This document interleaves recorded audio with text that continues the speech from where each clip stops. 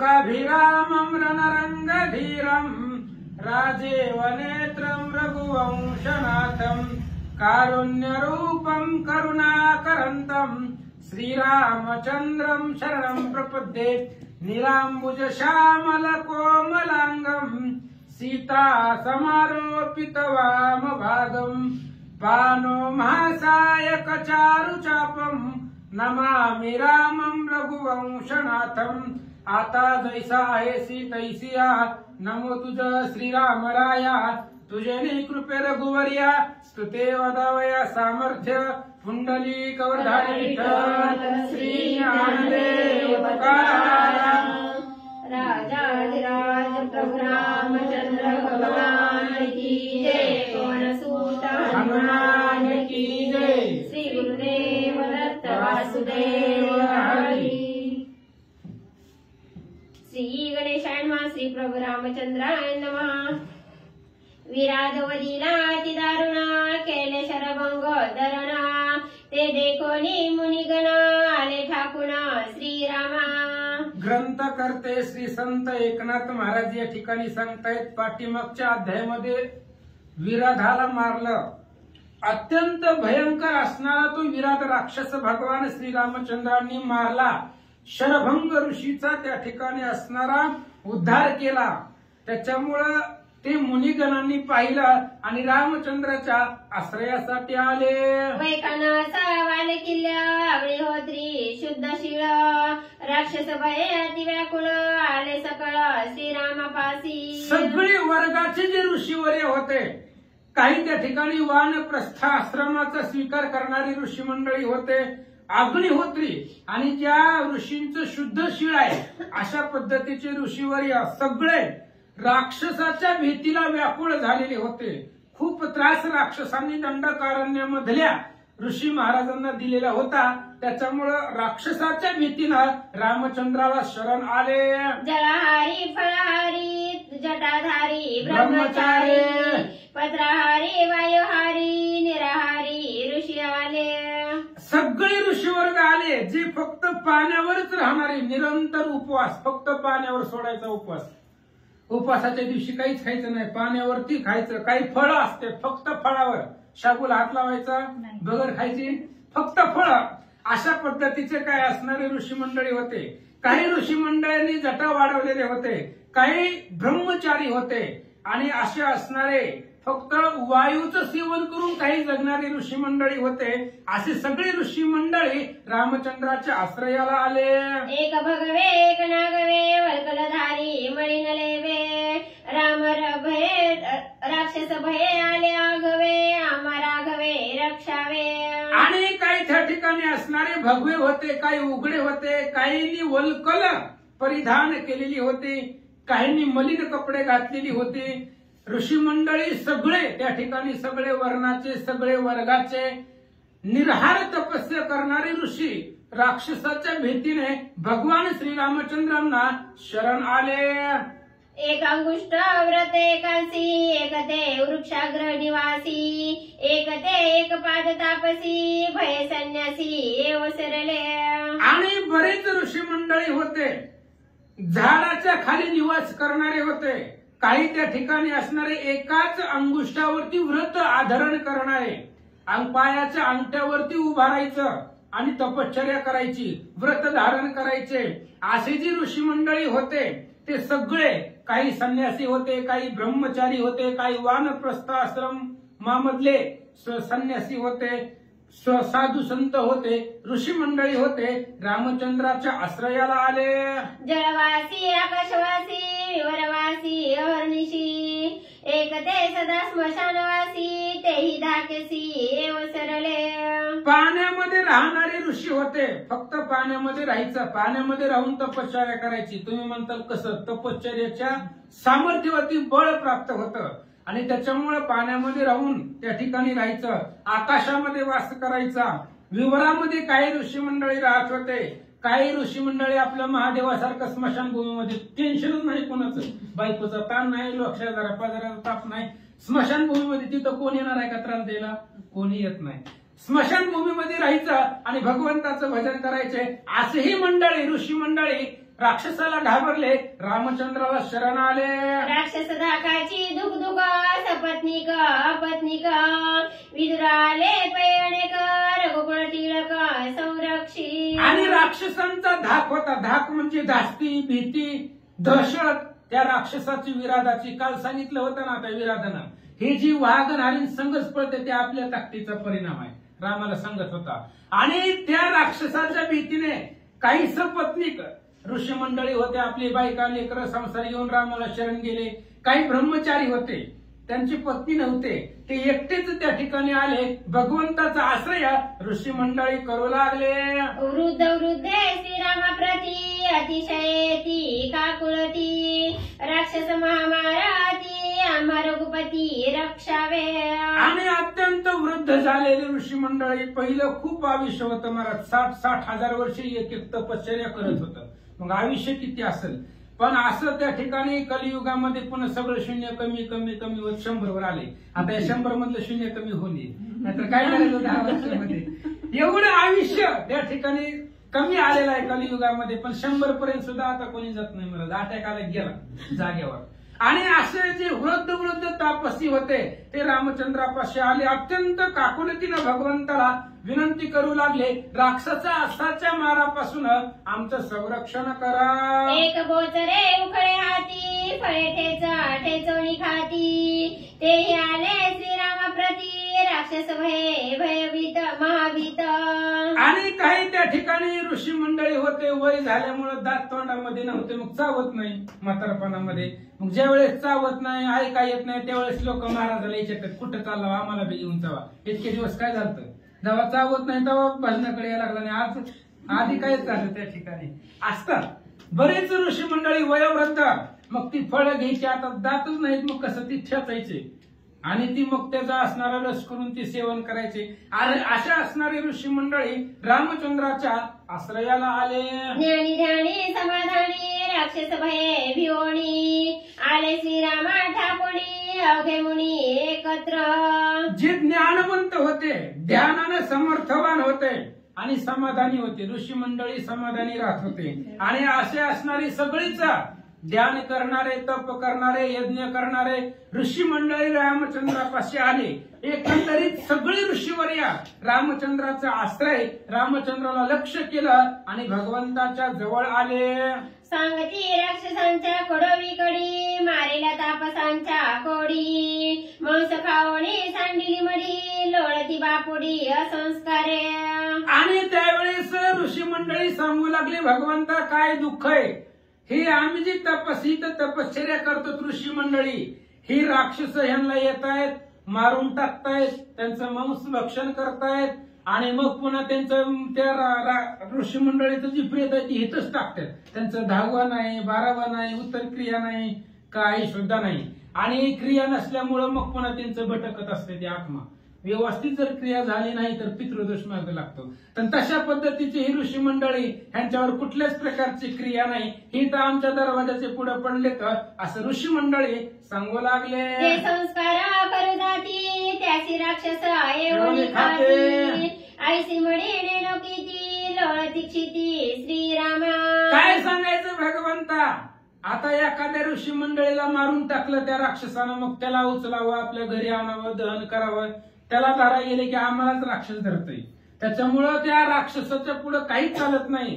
मेलेल्या लोकांचं अंत्यसंस्कार सुद्धा आम्हाला करता येत नाही, त्यांची दहन क्रिया सुद्धा करता येत नाही, त्यांची उत्तर क्रिया सुद्धा करता येत नाही. नेणू किती, काय माहिती किती मणी आमच्या असणाऱ्या त्या दरवाजा पुढे आश्रमापुढे पडले, मोजायला येत नाही. एवढी तापस्यांना ह्या राक्षसांनी मारलं. आम्ही आलो तुझपाशी राक्षसी भोवता केली का सविसी शरण आलो तुझ्या चरणाशी आता संरक्षी श्रीरामा. आणि आम्ही तुमच्या पायापाशी आलो, तुमची अद्भुत ख्याती ऐकलेली आहे आतापर्यंत. साधू जनांचा प्रतिपाळ करणारा तुम्ही आहे. आणि आळंदीच्या मालकांनी सांगितलंय, दैत्याची कुळे नाशी साधूचा मान दिवसी. दैत्यांचं कुळ नासणारे तुम्ही आहेत आणि साधूंचा मान सन्मान करणारे आहेत, म्हणून तुमच्या आश्रयाला आलोय. खूप त्रास त्या राक्षसांनी दिलेला आहे आता तुमच्या चरणावरती दृष्टी आहे, तुम्ही कृपाळू आहात, आमचं संरक्षण करा. ऋषी मंडळी सांगतात, आम्हासी रक्षिता नाही कोणी, दैवे आलासी तू धनुष्य पाणी. आम्ही घालितो लोटांगणी, आमच्या रक्षणी सज्ज होई. आणि भगवान परमात्मा आमचं संरक्षण करणारं कुणीच नाही या जगतामध्ये, आणि कुणीच नसतं. महाराज तुका म्हणे तुझं सोडविना कोणी, एका चक्रपाणी वाचवनिया. कोणी सोडवायला येत नसतं महाराज आपल्याला, फक्त भगवंतच सोडवू शकतो, भगवंत वाचू शकतो. अहो 100 बायका होत्या त्या हत्तीला, 1000 पोरं होती, पण मगरीनं पाय पकडला तेव्हा कोण आलं वाचवायला? कोणी सुद्धा आलं नाही. एकटा भगवान परमात्मा आला, आणि आला ते आला. गरुडाचा सुद्धा वेग देवाला कमी पडला, एवढ्या वेगानं आला. काय केलं होतं हत्तीनं? फक्त एकच कमळाचं फुल भगवंताकडे प्रेमानं टाकलं होतं, भक्तीनं श्रद्धेने देवाला दिलेलं होतं. 1000 स्त्रिया, 1000 पोरं होती त्याला. शतानुशत माझे कुमारा, अंती समग्र नये कामा. 100 पोरं होती. अडचणीच्या टायमाला एक बी आला नाही, मग त्या 100ला काय करायचंय? त्याच्यामुळे भगवंता तुझ्याशिवाय आम्हाला रक्षण करणारा कुणीच नाही. तुझ्या आश्रयाला आलोय, आमचं संरक्षण करा. आमच्या नशिबानं तुम्ही आज आमच्या आश्रमापर्यंत आलात. ऋषी मंडळी बोलतात, आम्ही तुझे शरणागत, शरण आलो गा समस्त. तू कृपाळू श्री रघुनाथ, जिननाथे अनाथ रक्षावे. आणि आम्ही तुझे शरणांगत आहेत, आणि तुझं ब्रीद आहे. शरणांगता शरण्य मीच ऐकू, असं ज्ञानेश्वर महाराजांनी सांगितलंय. त्याच्यामुळं आम्ही तुला शरण आलेलो आहोत, आणि तुमचं काम आहे, तुमचं त्या ठिकाणी असणार. तुम्हाला म्हणतायत अनाथाचा नाथ जनार्दन, असं तुम्हाला पदवी आहे. त्यामुळं दिनाचं संरक्षण करा. ऋषी मंडळी सांगतात, आम्ही केवळ गो ब्राह्मण, काय वाचा मनसा शरण. आमचे करावे संरक्षण, अवघे जन प्रार्थिती. आणि आम्ही फक्त गायीचे भक्त आहोत. गो ब्राह्मण, गायीचा सांभाळ करणारे आम्ही आहेत. भगवान श्रीकृष्णाला नाव आहे गोपाळ. ज्यानं गायीचं पालन केलं तो असणारा गोपाळ भगवान परमात्मा. आम्ही गायी ब्राह्मणाचं त्या ठिकाणी संरक्षण करणारे आम्ही आहेत. त्याच्यामुळं तुम्ही आमचं त्या ठिकाणी संरक्षण करा. आम्ही तुम्हाला शरण आलोय, पण कायेनं, वाचनं आणि मनानं, शरीरानं, मनानं सगळे त्या ठिकाणी असणारे तुम्हाला शरण आलेलं होतं. आमचं संरक्षण करा. सगळे ऋषी मंडळी प्रार्थना करू लागले. ऐसे ब्राह्मणाचे दिन भाषण, ऐकून या श्री रघुनंदन. कळवळून या संपूर्ण, काय आपण बोलत. आणि भगवान श्रीरामचंद्रांनी ब्राह्मणाचं दीन वचन ऐकलं. आधीच कृपेचा कोवळा आहे, आणि त्याच्यामध्ये ब्राह्मण लोकांनी विनंती केल्यामुळं संपूर्ण कळवळला भगवान परमात्मा. त्याला कृपा आली, आणि कळवळून रामचंद्र काय बोलतात ऐका. श्रीराम म्हणे मी किंकर कोण, नव्हे तुमच्या दासा समान. त्यामज म्हणा आलो शरण, हे नव्हे वचन तुम्हा योग्य. आणि भगवान श्रीरामचंद्रांनी सांगितलं मी तुमचा दास आहे. बघा जगाचा मालक आहे, आणि ब्राह्मणाला सांगतोय तुमच्या दासाचा दास करून ठेवा, आशीर्वाद द्यावा हातची मोजा. आणि तुम्ही एवढी विनंती करता, तुम्ही शरण आला म्हणता, हे बोलणं तुमच्यासाठी योग्य नाही. मी तर तुमच्या दासाचाही दास आहे, आणि तुमच्या संरक्षणासाठीच यवनामध्ये आलोय. रामचंद्र सांगतात, तुम्ही वयोवृद्ध तपवृद्ध, सज्ञान ज्ञानी अतिप्रबुद्ध. ज्येष्ठ श्रेष्ठ महासिद्ध, सन्मानवाद नवदावा. आणि भगवान श्रीरामचंद्र सांगतायत तुम्ही वयाने सुद्धा कितीतरी पटीनं खूप बलवान आहे. रामचंद्र वनवासाला चालले होते त्यावेळेस रामाचं वय काय होतं? काय माहिती? 16 वर्ष. नाही सांगा. 18 वर्ष वन निघता श्रीरामचंद्र 27 वर्ष त्या अवसरा. माझे वय वर्ष 18. वशिष्ठ द्वारा ऐकिले. ती रावण साधूचं वेश घेऊन आला तेव्हा घरात गेलता सीतेच्या, आणि सीतेला कसं कोणीच नव्हतं, साधूचा महाराज आलेत म्हणून सगळं सांगितलं सीतेनं. तिने सांगितलं रामचंद्र वनवासाला निघाले तेव्हा त्यांचं 27 वर्ष होतं, आणि माझं म्हणजे सीतेचं 18 वर्ष होतं. हे वशिष्ठ महाराजांच्या मुखामधून ऐकलंय. आणि तुमचं जे आहे वय, वयोवृद्ध आहे तुम्ही, तुमचं वय जवळजवळ संपलंय म्हणले. एवढे असणारे ज्ञानी तपस्वी आणि तुमच्याकडून मान सन्मानाची गोष्ट बोलता हे तुमच्यासाठी अयोग्य आहे. एवढा मान सन्मान आम्हाला देऊ नका. रामचंद्र बोलतात, तुम्हापासून घ्यावा मान त्याची आम्हासी विषप्राशन. तुम्ही माझे देवतार्चन साधू सज्जन मज पूज्य. आणि तुम्ही माझ्यासाठी वंदनीय आहे, पूज्यमान आहेत. साधू संतांचं संरक्षण करणं, साधू संताला मान सन्मान देणं हे आमचं आद्य कर्तव्य आहे. आणि तुमच्यापासून मान घ्यावा हे आम्हाला विष भक्षण केल्यासारखं आहे. तुमच्यापासून मान घेणं म्हणजे विष प्राशन केल्यासारखं आहे. त्यामुळे तुम्ही आमची देवता अर्चना आहे.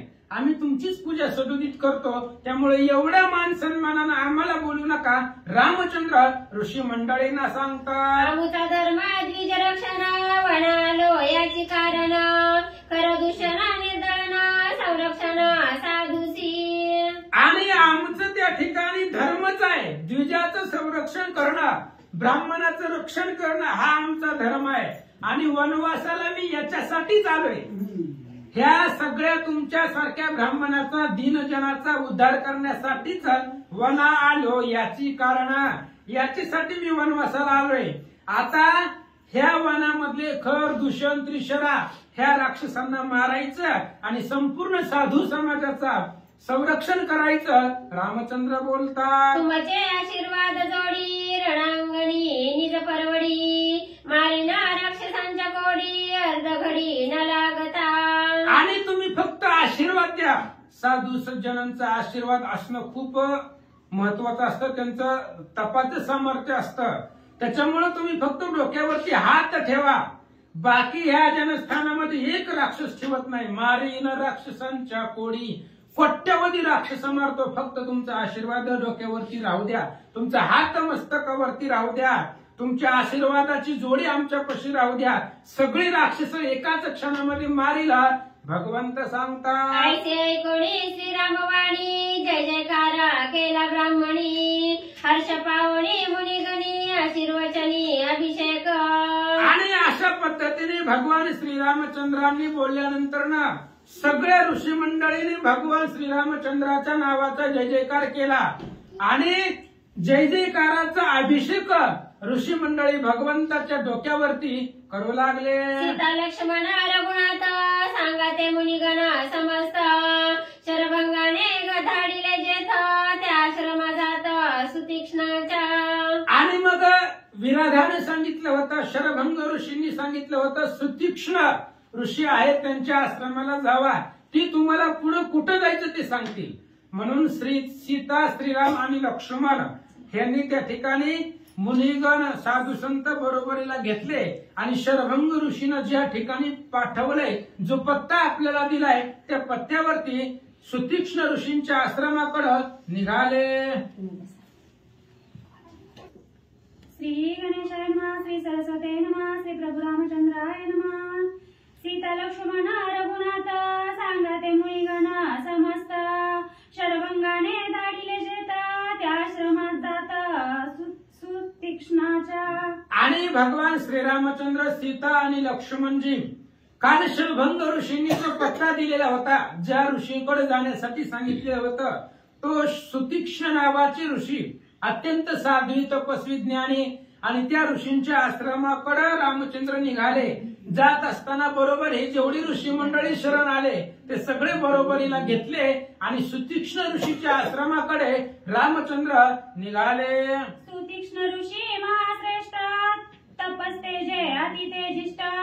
त्याचा आश्रम सुखोदिष्ट दुःख संकट असेना. आणि सुतीक्ष्ण नावाचे ऋषी अत्यंत महाश्रेष्ठ आहेत, बलवान आहेत, तपस्वी आहेत. तेज तपाच्या तेजाने ते श्रेष्ठ आहेत. त्यांच्या तपाचं अद्भुत तेज होतं. आणि त्यांच्या आश्रमामध्ये गेल्यानंतर मनाला सुख मिळेल, मनाला शांती मिळेल. दुःखाची वार्ता सुद्धा त्यांच्या आश्रमामध्ये नव्हते. असे ऋषी, त्या ऋषीच्या दर्शनाला भेटीला रामचंद्र निघाले. नवलाश्रमाची लीला सुवास सुवाद फळामुळा. आचमन करता ते तिच्या जळा ब्रह्मा सकळा निवारी. आणि तो असणारा आश्रम अत्यंत नवलाचा होता. त्या आश्रमाची लीला अद्भुत होती. त्या असणाऱ्या फळाला सुद्धा सुस्वाद होता, चांगल्या अशा प्रकारचा सुगंध होता, सुवास होता. तिथलं असणारं पाणी, ते पाणी जर सेवन केलं, त्या पाण्याचं आचमन चोळ जरी त्या पाण्यानं भरली, त्या सुतीक्ष्ण ऋषींच्या आश्रमाचं परिसरातलं पाणी, त्या पाण्यानं चोळ भरल्यानंतर जो भ्रम आहे सगळा, मायेचा भ्रम, हा सगळा भ्रम निवारतो. एवढी लीला त्या आश्रमाची होते. आश्रम येताची देखा अवघ्या झाले परम सुख, सुखावणी रघुकुळ टिळक ऋषी सन्मुख तो आला. आणि भगवान श्रीरामचंद्र आश्रमाला आल्यानंतरच सगळ्यांना सुख वाटलं. कोण कोण आलं होतं? रामचंद्र, सीता आणि लक्ष्मण, आणि त्यांच्या बरोबर जी शरण आलेली ऋषी मंडळी होते, विराटाच्या धाकाला भिवून ते सगळे ऋषी मंडळीचा मेळा महाराजांच्या आश्रमामध्ये आल्यानंतर त्या सुतीक्ष्ण ऋषींच्या समोर रामचंद्र आले. आनंद वाटला. आला देखोनी रघुनंदन ऋषीने सांडिले आसन, सांडुनी या जपध्यान अति सावधान भेटेसी. आणि सुतीक्ष्ण महाराजांना समजलं की रामचंद्र आले, आणि रामचंद्र आलेत म्हटल्याबरोबर मग त्यांनी आसन सोडून दिलं, त्यांनी तपश्चर्या सोडून दिलं. काय करायचंय हो? जे करणे केल्यानंतर रामचंद्र भेटतात तेच दारात आले. मग रामचंद्र आल्यावर बी तप करीत बसायचं का? बंद केलं जागेवर. आणि रामचंद्राच्या भेटीसाठी सुतीक्ष्ण महाराज समोर आले. ज्या लागी की जे जप ध्यान, ज्या लागी के जे तप साधन, ज्या लागी के जे अनुष्ठान, ते हे चित रत्न श्रीराम. आणि त्या असणाऱ्या सुतीक्ष्ण महाराजांनी विचार केला, रामचंद्र आपल्या घरला येतोय, आपल्या दाराला येतोय. ज्या रामचंद्राच्या भेटीसाठी जप, तप, यज्ञ, याग, क्रिया, अनुष्ठान ज्या रामाच्या भेटीसाठी करावं लागतंय ते हे राम आहे. आणि राम भेटणं एवढं सोपं आहे का? श्रीराम देखावया दृष्टी, पाहिजे तर भाग्याची या कोटी, किंवा बहुत सुकृताची जोडी, म्हणून विठ्ठल आवडी. रामचंद्र पाहण्यासाठी पर्वता एवढं पुण्य लागतं, आणि सहज रामचंद्र आपल्या आश्रमाला आले असा विचार महाराज करू लागले. ज्या लागी की जे वेद पठन, ज्या लागी की जे शास्त्र श्रवण, ज्या लागी की जे योग साधन, ते हे चिद रत्न श्रीराम. रामचंद्र हे रत्न आहे महाराज, अत्यंत सोन्यापेक्षा सुद्धा तेज रामचंद्राचं आहे. आणि असे असणारे रामचंद्र भगवान परमात्मा, ज्या रामाच्या प्राप्तीसाठी वेदाचं पठण करावं लागतं, ज्या रामचंद्राच्या प्राप्तीसाठी शास्त्र श्रवण करावं लागतं, पोथी पुराण ऐकावं लागतं, रामचंद्र कधी ना कधी भेटतील, त्याच्यासाठी योग साधना करावी लागते. एवढं केल्यानंतर जो राम भेटतो तोच राम आज आपल्या दरवाजापर्यंत आले. ज्या लागी की जे व्रत तप, ज्या लागी के जे रुद्र जप, ज्या लागी धैर्य कल्प, ते ही चित स्वरूप श्रीराम.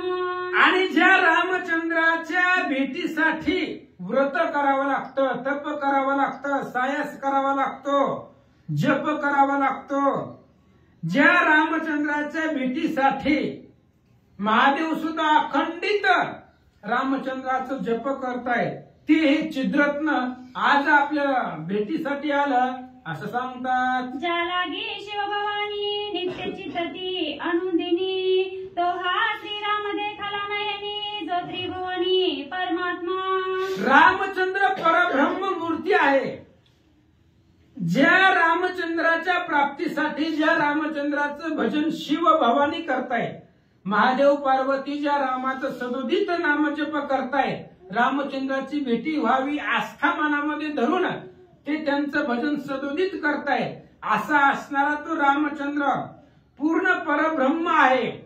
आणि ज्याचं नाम सुद्धा अत्यंत पवित्र आणि रसाळ आहे, असा असणारा तो राम आपल्या दरवाजामध्ये आला. महाराज बोलतात, ज्या लागी आम्ही नित्य तापसी, ज्या लागी आम्ही वनवासे, तो हा श्रीराम अनयासी, भाग्याश्रमासी स्वय आला.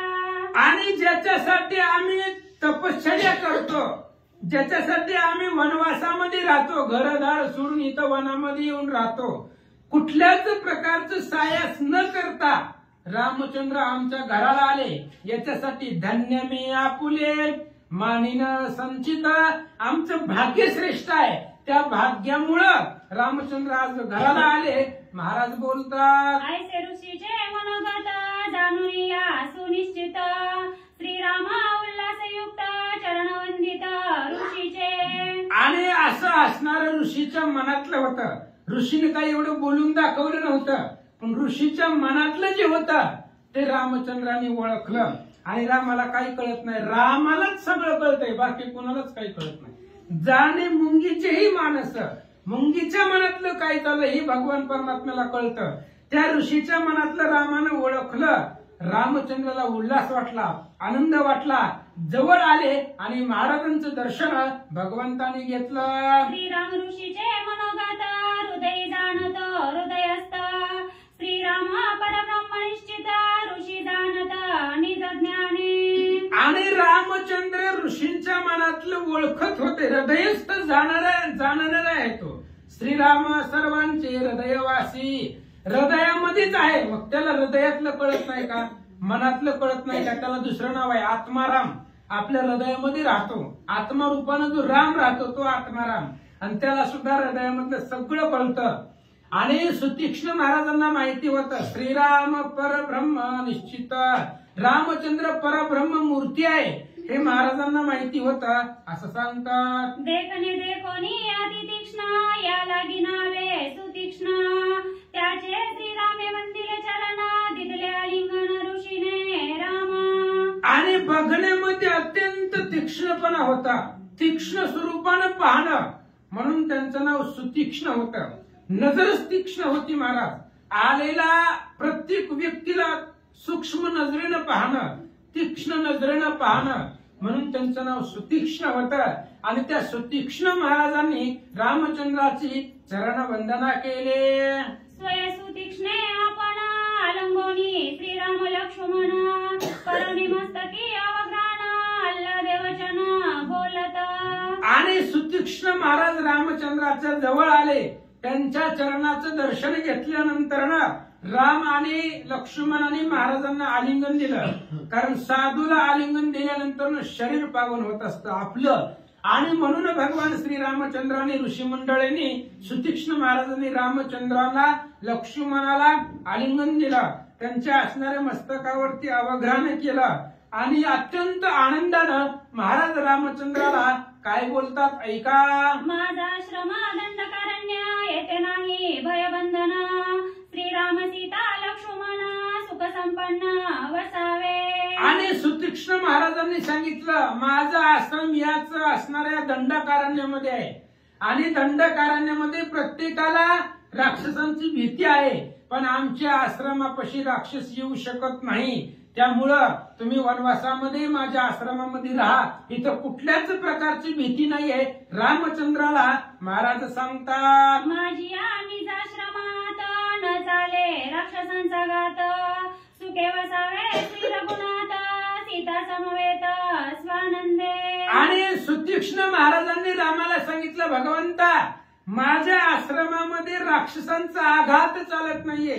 कितीही बलवान राक्षस आला तरी माझ्या आश्रमाच्या भोवती किंवा माझ्या आश्रमावरती त्याचा प्रहार चालत नाही.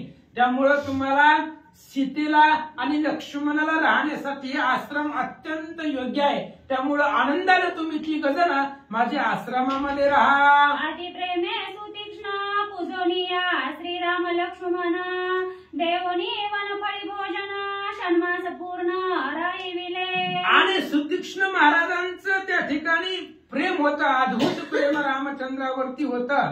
त्याच्यामुळं मग त्या असणाऱ्या महाराजांनी 6 महिने रामचंद्राला तिथं बसून घेतलं. रामचंद्राची दररोजच्या दररोज चरणाची पूजा, श्रीराम लक्ष्मण सीता वनफळाचं भोजन त्यांना देत होते. आणि त्या 6 महिने आपल्या आश्रमामध्ये रामचंद्रांना ठेवून घेतलं. सुतीक्ष्ण तपस्ते जोराशी श्रीराम पुसे स्वयं त्यासी मज राहावया आश्रमासी स्थान नेमेसी सांगावे. आणि सुतीक्ष्ण तपान श्रेष्ठ होते, तपान बलवान होते. आणि रामचंद्रांनी विचारलं, म्हणले महाराज आम्हाला राहायचंय, मग राहण्यासाठी जागा कुठं आहे? हे दंडकारण्य भयंकर मोठं आहे. संपूर्ण महाराष्ट्र म्हणजे तेव्हाचं दंडकारण्य आहे. मग एवढ्या भयंकर अरण्यामध्ये नेमकं आम्ही कुठं राहायचं?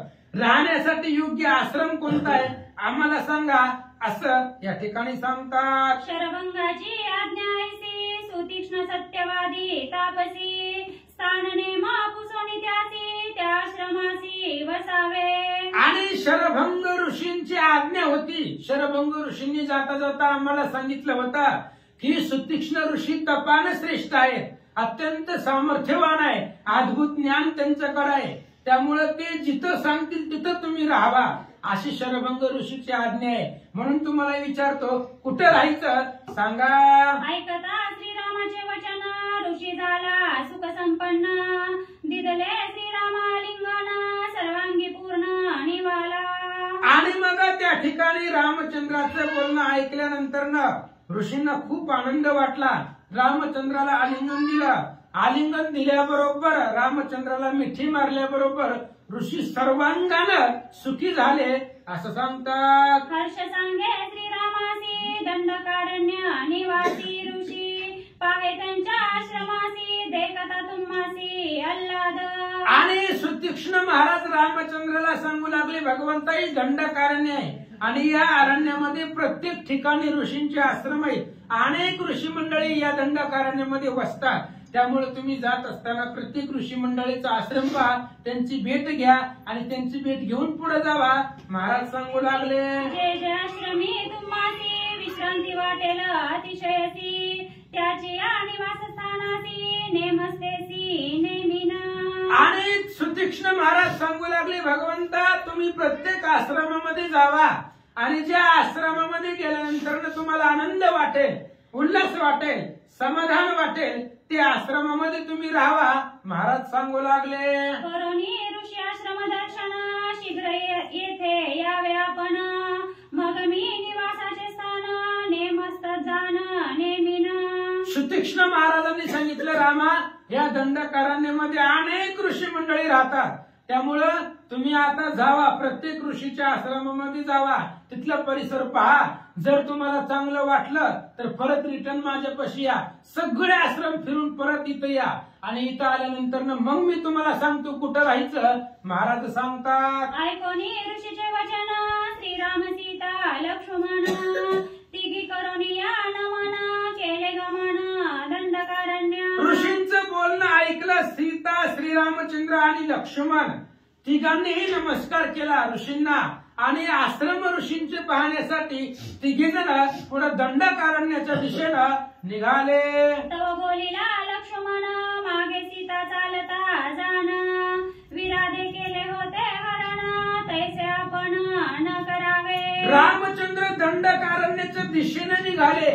त्यावेळेस लक्ष्मणानं रामाला सांगितलं रामा ही वनवास आहे आणि वनवासामध्ये पाठीमागं विराधानं सीतेचं हरण केलं. आपल्याला माहिती तरी होतं का? माग सीता होती, मागच्या माग तिने उचलून नेली. त्यामुळे आता असं करायचं नाही. मग कसं करायचं ऐका.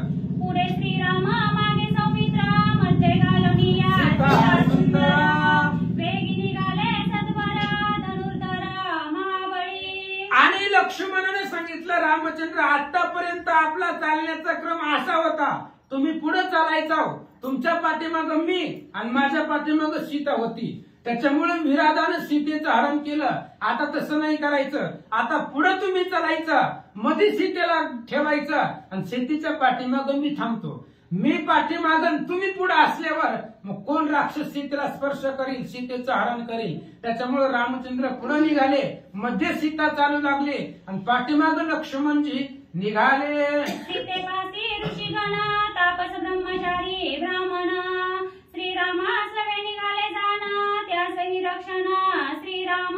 आणि सीतेच्या भोवती ऋषी मंडळी होते. ऋषी मंडळी तपस्वी होते, ब्रह्मचारी होते, तापसी होते आणि ते सुद्धा सीतेला संरक्षण होते. त्यांच्या तपाचं बळ सीतेचं संरक्षण करीत दंडकारण्याच्या दिशेनं निघाले. वने उपवने शुभ कानने ऋषी आश्रम आगाध स्थाने तापस करिता ते अनुष्ठाने वेदाध्ययने अग्निहोत्रे. आणि बघा सुतीक्ष्ण महाराजांच्या सांगण्यावरनं रामचंद्र पुढे निघाले. वन आहेत, उपवन आहेत, सुंदर अशा प्रकारची झाडं आहेत आणि अशा पद्धतीने ऋषींचे आश्रम पाहत पाहत त्यांना दर्शन देत देत त्यांची भेटी घेत घेत भगवान श्रीरामचंद्र दंडकारण्याच्या दिशेने निघाले. पाहता ऋषीचे महिमान आलोडीती दंडकारण्य तव पुढे तगाडी सुगायन श्रीराम लक्ष्मण ऐकताती. आणि त्या असणाऱ्या ऋषींचं महिमान करत त्यांचं वर्णन करत भगवान श्रीरामचंद्र पाहत पाहत पुढे निघाले होते. आणि जात असताना दंडकारण्यामध्ये प्रवेश केल्यानंतर एक तलाव दिसला आणि त्या तलावामधून गायनाचा सुस्वर आवाज कानावरती तिघांचा पडला. श्रेष्ठ तडागाटी पुनीत त्या माझी मनोहर नाट्य गीत परिगाते नाचते न दिसते तेने विस्मित श्रीराम. आणि ते अत्यंत तलाव श्रेष्ठ होता आणि ते तलाव पुण्यवान होता. त्या तलावाच्या किनाऱ्याला रामचंद्र आले पण त्या तलावाचं वैशिष्ट्य असं होतं त्याच्यामधून गायन ऐकू येत होतं पण दिसत कुणी नव्हतं. कोण गायन करतंय हे लक्षात येत नव्हतं असं सांगतात. सवे चालती ऋषीगण त्यांसी श्रीराम पुसे आपण एक गीत नृत्य करी कोण मग ते पूर्वकथन सांगते. आणि मग रामचंद्राला आश्चर्य वाटलं तलावामधून गायन ऐकू येतंय पण गायनाचार्य दिसत नाही. कोण गायन करतंय दिसत नाही. मग ऐकू कसं येतंय नेमकं ह्या तलावामध्ये कोण गायन करतंय. म्हणून रामचंद्राच्या बरोबरीला जे ऋषी मंडळी होते ते सगळ्या असणाऱ्या ऋषी मंडळींना विचारलं की इथं गायन कोण करतं आम्हाला सांगा. या तडागा नाम पंचाक्षर पुरातन हे सरोवर निर्मिती मांडकर्णी ऋषीश्वर तेने तप तीव्र केले. आणि त्यावेळेस त्या असणाऱ्या ऋषी मंडळींना समवेत जी ऋषी मंडळी होती त्यांनी रामचंद्राला सांगितलं महाराज ही जुनं आहे खूप जुनं सरोवर आहे आणि या सरोवराला निर्माण करणारा मंदकर्णी नावाचा असणारा ऋषी आणि त्या ऋषीनं तीव्र तप केलेला आहे आणि त्या तपाच्या बलावरती हे असणारे सरोवर त्यांनी निर्माण केलं. कुंडली कवरधारी विठ्ठल श्री ज्ञानदेव तुकाराम.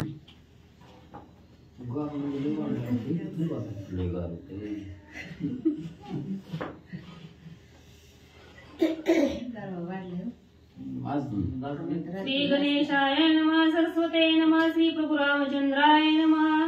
येते 10 सहस्र वर्षी निर्हारी वायुवक्षी त्याची स्त्री बुद्धी कैशी काम मानसी स्पर्शोना. श्री गणेशाला वंदन करून प्रभू रामचंद्राचं स्मरण आणि सद्गुरूशी शरण जाऊन कथेचं अनुसंधान असणार. त्या ठिकाणी राम लक्ष्मण सीता म्हणले त्या ठिकाणी ऋषी मंडळीचा मेळा आहे बरोबर आणि दंडकारण्यातून त्या ठिकाणी फिरू लागले.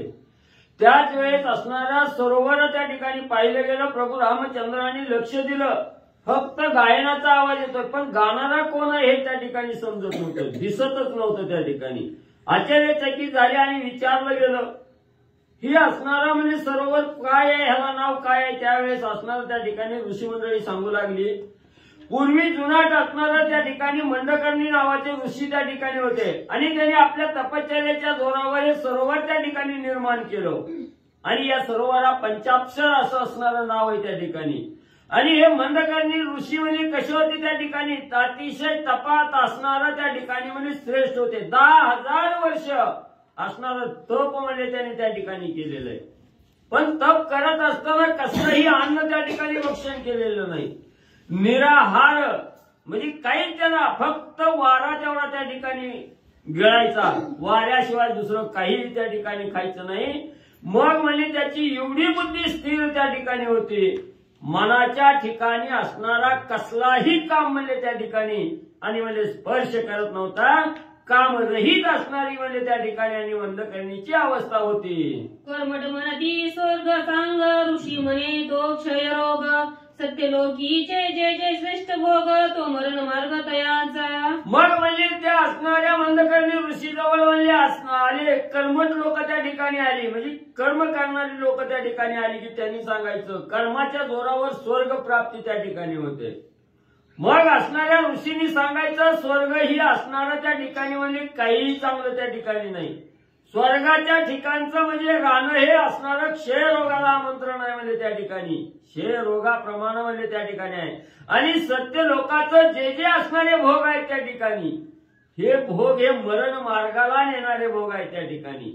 किती बी तिथं म्हणजे किती बी वर्ष राहिलं तरी शेवटी म्हणजे मरावं लागतं, पुन्हा जन्मायचं, पुन्हा मरायचं. ही काय फेरा म्हणजे त्या ठिकाणी आणि म्हणजे चुकत नाही.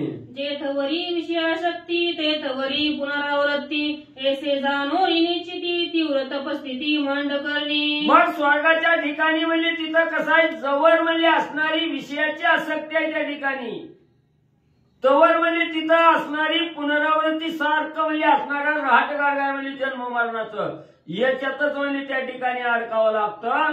हे त्या ऋषींनी त्या ठिकाणी जाणलं.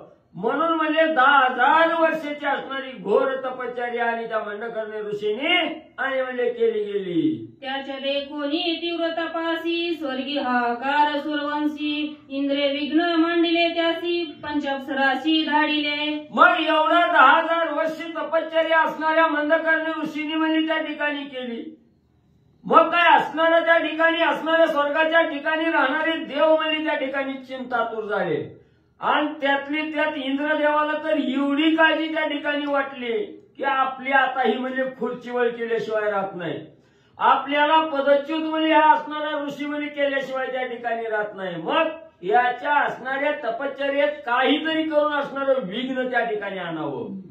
तवा म्हणजे असणाऱ्या इंद्राने विचार त्या ठिकाणी केला आणि आपल्या असणाऱ्या सभेच्या ठिकाणी ज्या अप्सरा होत्या त्या 5 अप्सरांनी त्या ठिकाणी पाठवल्या गेल्या. रूप यौवन मनोहर गीत नृत्य सालंकार ते देखून या ऋषीश्वर कामात तत्पर पै झाला.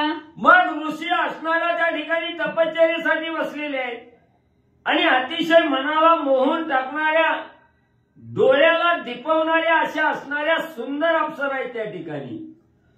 असणारा रूप यौवन आहे त्या ठिकाणी आणि गीत नृत्य कसलंही नृत्य काम करणाऱ्या त्या ठिकाणी. गायन तर म्हणलं तर अतिशय सुस्वर प्रकारचं गायन करणाऱ्या असं असणाऱ्या 5 अप्सरा त्या ठिकाणी पाठवल्याबरोबर असणाऱ्या त्या ठिकाणी असणाऱ्या मंदकर्णी ऋषी जिथं तपश्चर्या करीत होती तिथं असणाऱ्या त्या अप्सरा आल्या आणि सुंदर सुस्वर गायन त्या ठिकाणी करू लागल्या. असणाऱ्या त्या ठिकाणी त्या अप्सरेवर म्हणजे त्या ठिकाणी मंदकर्णी ऋषीची असणारी नजर त्या ठिकाणी गेल्याबरोबर असणारा काम आणि त्या ठिकाणी म्हणजे ऋषीचा खवलू लागला. त्यांची देखोनी कामासक्ती अप्सरा नागव्या नाचती तोही लिंग धरोन्या हाती निज कामार्थी नाचत. मग त्या अप्सरा पाहिल्याबरोबर ह्याची कामावस्था त्या ठिकाणी झाली आणि त्या स्त्रियाच्या विषयीची जी लालसा आहे ही लालसा त्या मंदकर्णीच्या मनाला त्या ठिकाणी लागली आणि त्या अप्सरा जसं जसं त्या ठिकाणी दूर दूर जातात तसं म्हणजे त्यांना धरण्यासाठी त्यांच्या मागं आणि मंदकर्णी ऋषी धावू लागले. त्याशी जोंबनी नागदारती त्या निघाल्या ऊर्ध्वगती त्याशी ऋषी येता काकुळती कृपेने रती मज द्यावी. मग याचा असणारा काम खवळल्यामुळे तो काही त्या अप्सरेला सोडायला तयार त्या ठिकाणी नाही. त्यांच्या मागं धावत जायचं, मला असणारी साथ त्या ठिकाणी द्या असं काकुळतीला येऊन त्या अप्सरेला नाना प्रकारची विनवणी त्या ठिकाणी करायची. झडप घालावी धरावं म्हणलं की त्या असणाऱ्या आकाश मार्गाने त्या ठिकाणी उडायच्या अप्सरा. मग आपल्याला या ठिकाणी अप्सरा सापडत नाही, आपल्या सानिध्यात प्राप्त त्या ठिकाणी होत नाही. म्हणून त्या ठिकाणी काकुळतीला यायचा विनवण्या त्या ठिकाणी आणि म्हणजे ऋषी करू लागला.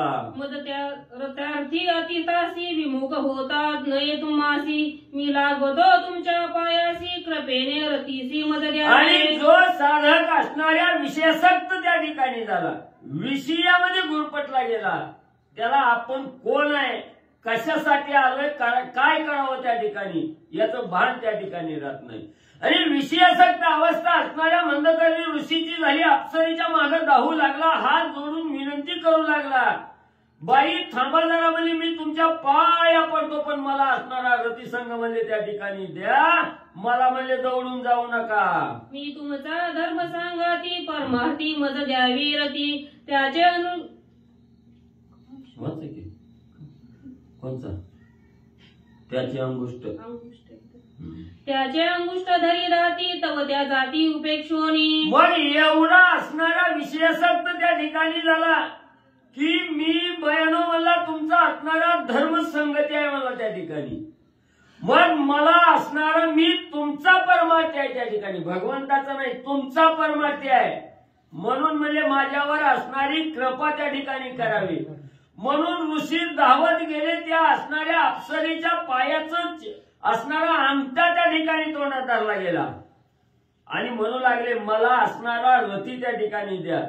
तरी सुद्धा त्या अप्सरांनी त्यांची हेळणा केली, पायाला ठेपरलं, अप्सरामध्ये निघून त्या ठिकाणी उपेक्षणा करून जाऊ लागल्या.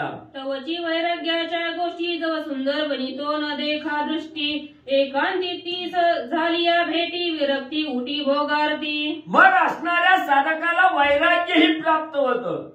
तपश्चर्या ध्यान धारणा असणारा साधक त्या ठिकाणी करतो. कवर करतो जोपर्यंत स्त्रियाची संगत लागत नाही, जोपर्यंत स्त्रिया डोळ्याला त्या ठिकाणी दिसत नाही, स्त्रिया जोपर्यंत आपल्या सानिध्यात नाही तोपर्यंत त्याला सगळं म्हणजे त्या ठिकाणी सुचतं. पण एकदा का सुंदर स्त्रीकडे लक्ष त्या ठिकाणी साधकाचं गेलं आणि एकांताच्या ठिकाणी असणारी स्त्री जर त्या ठिकाणी डोळ्यासमोर दिसली की कुठलंही असणारं ध्यान त्या ठिकाणी राहत नाही. मग तिथं तपश्चर्या गेली, असणारी देवपूजा त्या ठिकाणी जाते. म्हणून असणारं जोपर्यंत श्री डोळ्यासमोर नव्हती तोपर्यंत ध्यान धारणा जप तप त्या ठिकाणी सगळं ऋषी करायचे. आणि या इंद्रानं ज्या वेळेस सुंदर अप्सरा पाठवल्या त्यावेळेस जेवढं जप तप त्या ठिकाणी केलं ते सगळं लयाला त्या ठिकाणी गेलं. ग्रंथकर्ते सांगतात हो का कामिनी एकदा मनी, एकांती देखदा नयनी, दाहोनी झोंबती जपी ध्यानी, तपो निर्दळनी स्त्री संगा. मग असणाऱ्या स्त्रीचा संघ काय बाधक आहे त्या ठिकाणी ग्रंथकर्ते सांगताय. एवढा श्रेष्ठ महान त्या ठिकाणी असणारा ऋषी आहे, 10,000 वर्ष तपश्चर्या केलेली आहे. पण एका असणाऱ्या स्त्रीचा एकांत त्या ठिकाणी पाहायला मिळाला आणि पाहायला मिळाल्याबरोबर असणारी स्त्रीची संगतीला त्या ठिकाणी लागला गेला. स्त्रीची आसक्ती त्या ठिकाणी झाली आणि असणाऱ्या तपश्चर्येचं असणारं निर्दळन त्या ठिकाणी केलं. सगळं तप त्या ठिकाणी धुळीला मिळवलं गेलं. एवढं स्त्री संगतीचा परिणाम आणि त्या ठिकाणी मध्ये होतो. तव पुरुपाशी अतिविरक्त तव सिद्ध ओळंगती, पुरुष झाल्या कामासक्ती सिद्ध जाती थंकोनिया. मग जवळ असणाऱ्या पुरुषाला म्हणजे त्या ठिकाणी विरक्ती म्हणजे धारण केलेली असते. जवळ पुरुषानं विरक्ती धारण केलेली असते तेव्हा म्हणजे त्याच्या जवळ सगळ्या म्हणजे साधना त्या ठिकाणी प्राप्त होतात. पण म्हणजे त्या ठिकाणी त्यानं विरक्ती सोडून म्हणजे त्या ठिकाणी स्त्रीचा संघ त्या ठिकाणी धरला गेला की आणि कामासक्ती त्या ठिकाणी साधकाला प्राप्त त्या ठिकाणी झाली की सगळ्या सिद्ध्या म्हणजे त्याच्यावर थुंकतात आणि निघून म्हणजे त्या ठिकाणी जातात. एवढं श्रीसंघाचा परिणाम आणि त्या ठिकाणी भोगावा लागतो. श्री गीत पडता कानी वैराग्य गेले हरपोनी, या लागी नावे मंद करणे श्रुती पुराणे अभिधान. मग असणाऱ्या मंदकर्णी ऋषीच्या कानावर नुसता ह्या अप्सराचा सुस्वर गायनाचा आवाज त्या ठिकाणी गेला. आवाज गेल्याबरोबर असणाऱ्या तपश्चर्येचा भंग त्या ठिकाणी झाला. तपश्चर्या सोडली आणि सर्व लक्ष असणाऱ्या त्या गायनाकडे त्या ठिकाणी लावलं. एवढ्या असणाऱ्या सुंदर गायन करणाऱ्या स्त्रिया त्या ठिकाणी पाहिल्या गेल्या. तपश्चर्येचा भंग त्या ठिकाणी झाला पण तपश्चर्येचा विचार केला नाही. स्त्रीच्या अधीन त्या ठिकाणी होण्याचा प्रयत्न त्या ठिकाणी करू लागला. म्हणून श्रुती प्राण असणारं त्या ठिकाणी सांगतंय की असणाऱ्या स्त्रीच्या संगतीला लागल्याबरोबर कितीही वर्ष, हजारो वर्ष असणारी तपश्चर्या त्या ठिकाणी करा, सगळी लयाला त्या ठिकाणी जाणार आहे. त्याच्यासाठी स्त्रीचा संघ म्हणजे त्या ठिकाणी वाईट आहे. प्रमादे गाणे कोणी कानी, प्रमाद पावला दक्षिणी, वैराग विवेक गेली या दोन्ही मंद कनी तेने नाम्या. मग त्या ठिकाणी असणारं म्हणजे एक असणारी स्त्री म्हणजे त्या ठिकाणी स्त्रीचं गाणं कानावर त्या ठिकाणी पडलं, स्त्रीचा आवाज कानावर त्या ठिकाणी पडला. पडल्याबरोबर तो असणारा स्त्रीच्या अधीन त्या ठिकाणी होण्याचा आणि त्या ठिकाणी प्रयत्न करू लागला. सगळं वैराग्य विवेक त्या ठिकाणी सगळा म्हणजे त्या ठिकाणी धुळीला गेला. त्याच्यामुळे म्हणजे निस्ता असणाऱ्या स्त्रीचा आवाज कानावर त्या ठिकाणी पडला गेला. तो आवाज ऐकला म्हणून त्या ऋषीला मंद करणे असं नाव आणि त्या ठिकाणी म्हणजे पडलं. तिन्ही अप्सरी 5 जणी सुरकार्यार्थ साधुनी, ऋषी मोहिले श्री मोहिनी कामबाणी संतप्त. मग असणाऱ्या त्या 5 ज्या अप्सरा म्हणजे इंद्रानं पाठवलेल्या होत्या त्या अप्सरा आपल्या स्वामीनं आपल्याला दिलेलं कार्य आहे त्या ठिकाणी, जेणेकरून मनकर्णी ऋषीची तपश्चर्येचा भंग त्या ठिकाणी होईल. आणि तेच काम त्या ठिकाणी सांगितलेलं होतं. म्हणून म्हणजे असणाऱ्या अप्सरा त्या ठिकाणी आल्या, ऋषीला असणारं मोहून त्या ठिकाणी टाकलं गेलं. असणाऱ्या ऋषीच्या अंतकरणाला असणारा काम त्या ठिकाणी खवळला गेला. आणि एवढं असणाऱ्या ऋषीची पटपजिती असणाऱ्या म्हणजे त्या अप्सरांनी त्या ठिकाणी केली गेली. इंद्र करविले विघ्नासी एस कळीला पया ऋषीशी कोणी देईल शापासी तेने इंद्रासी महाभया. मग पुन्हा आता इंद्राला भीती वाटू लागली. आपण करायला तर सांगितलंय, पण म्हणजे ही जो गोष्ट त्या असणाऱ्या ऋषीला कळाली की ह्या इंद्रानं माझ्या तपश्चर्येचा भंग करण्यासाठी ह्या असणाऱ्या स्त्रिया अप्सरा त्या ठिकाणी पाठवल्या. तर बाबा काही शांत बसायचं नाही. रागानं भडका उठलं, राग भडकल्याबरोबर मला असणारा शाप त्या ठिकाणी दिल याची भीती त्या ठिकाणी घेतली इंद्रानं. आणि गडबडीत होऊन इंद्र त्या ठिकाणी काय करू लागला. भूत भविष्य वर्तमान ऋषीच होय त्रिकाळ ज्ञान अपूर्ण कामे कोपायमान शाप दारुण देईल. मग असणाऱ्या त्या ठिकाणी भूतकाळाचा, पुढे होणाऱ्या भविष्य काळाचा, वर्तमान काळाचं, तिन्ही काळाचं अगाध ज्ञान प्राप्त असणारा हा मंदकर्णी ऋषी आहे त्या ठिकाणी. मग त्या ठिकाणी एखाद्या साधकाचा काम त्या ठिकाणी पूर्ण नाही झाला, काम अपूर्ण राहिला की त्या साधकाला अपाट असणारा राग त्या ठिकाणी येतो. आणि त्या काम पूर्ण न झाल्यामुळं रागाच्या भरात तो काय करेल आणि काय नाही याचा नियम त्या ठिकाणी राहत नाही. म्हणून ऋषी ह्या असणाऱ्या अप्सरेच्या अधीन त्या ठिकाणी होऊ लागला आणि काम अपूर्ण त्या ठिकाणी राहिलं. म्हणून राग त्या ठिकाणी ऋषीला येईल आणि रागाच्या भरात मला असणारा शाप त्या ठिकाणी देईल असा विचार इंद्र करू लागला. ऋषी तापसी महाक्रूर 10 सहस्र वर्षे तप अत्याग्र शाप देईल अति दुर्धर धाके सुरेंद्र कापता. मग असणारा इंद्र त्या ठिकाणी विचार करू लागला, ऋषी हा तपामध्ये श्रेष्ठ आहे त्या ठिकाणी आणि एवढा क्रूर त्या ठिकाणी तपश्चर्याच्या जोरावर मध्ये झालेला आहे. 10,000 वर्ष मध्ये अति उग्र तप मध्ये असणाऱ्या त्या ऋषीनं त्या ठिकाणी केलेलं आहे. म्हणून त्याचा काम अपुरा राहिल्याबरोबर राग त्या ठिकाणी येईल आणि रागाच्या भरात दुर्धर असणारा शाप मला त्या ठिकाणी देईल याची असणारी भीती इंद्राला त्या ठिकाणी सतावू लागली. शाप भय अति सत्वर ऋषी पासी आला इंद्र मानसी तो देईल वर अज्ञाधार मी स्वामी. मग लगेच असणारा त्या ऋषीला राग येईल. राग आला की मला असणारा शाप त्या ठिकाणी देईल याची घर असणाऱ्या इंद्राच्या मनाला त्या ठिकाणी लागली.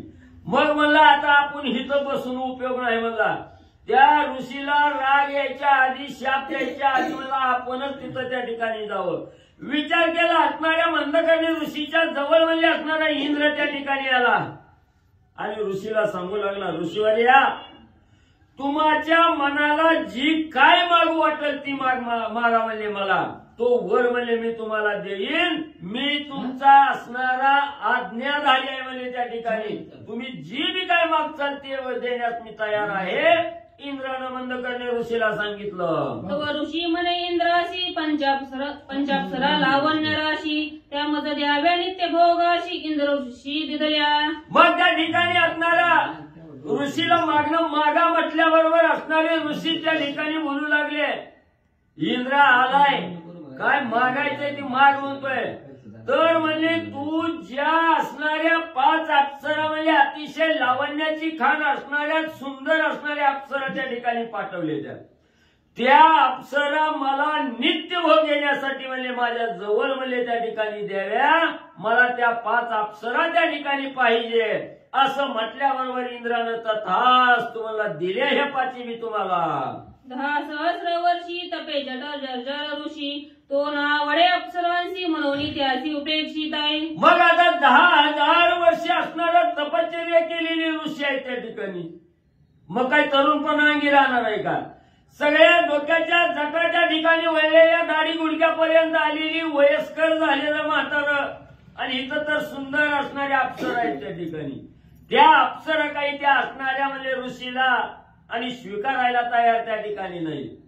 ऋषी असणाऱ्या अप्सरेला आवडणार त्या ठिकाणी गेला, म्हणून त्यांची उपेक्षणा म्हणजे ऋषीची उपेक्षणा आणि अप्सरा त्या ठिकाणी करू लागल्या. जाणोनी अप्सरांचे मन ऋषी सामर्थ्य अतिसंपन्न झाला सोपी मदन मोहन विराजमान तारुण्ये. मग ज्या वेळेस असणाऱ्या स्त्रिया आपल्या जवळच्या अप्सरा आपल्या जवळच्या ठिकाणी येईना गेल्या, मग इकडं तर असणारी कामवासना खवळलेली आहे त्या ठिकाणी.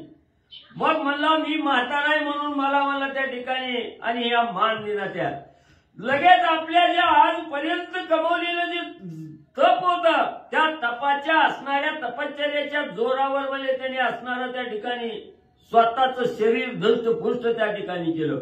तरुण असणारं यवन रूप त्या ठिकाणी धारण केलं आणि असणारं म्हणजे स्वरूपवान मदनालाही मोहून टाकणारा असं असणारं तारुण्य आणि त्या ऋषीला म्हणजे प्राप्त झालं. ते कुण्या ऋषीच्या रूपाशी अप्सरा बुलली या सर्वसी आन पुरुष नावडे त्यासी जीवे भावासी बिनटल्या. मग मदनालाही मोहून टाकणारं रूप ज्या वेळेस असणाऱ्या म्हणजे त्या मंदकर्णी ऋषीला त्या ठिकाणी प्राप्त झालं, त्यावेळेस ऋषी असणाऱ्या ऋषीवर म्हणजे त्या ठिकाणी पंचाप्सराची नजर त्या ठिकाणी गेली.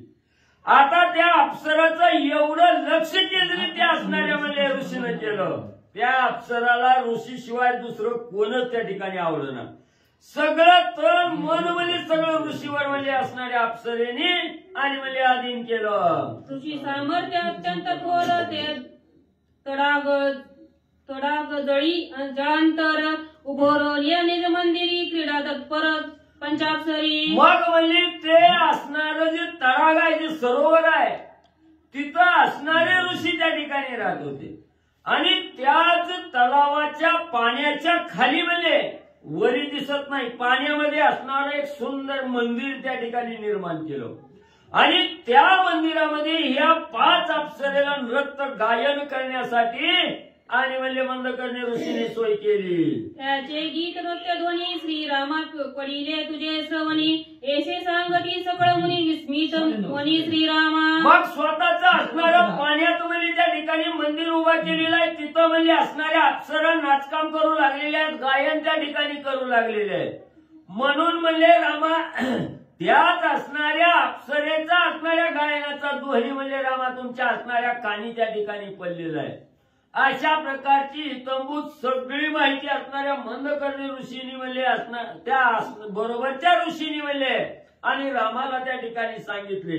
रामाने ऐकलं गेलं, रामाला नवल त्या ठिकाणी वाटू लागलं. आश्चर्यचकित प्रभू रामचंद्र त्या ठिकाणी आणि म्हणले झाले.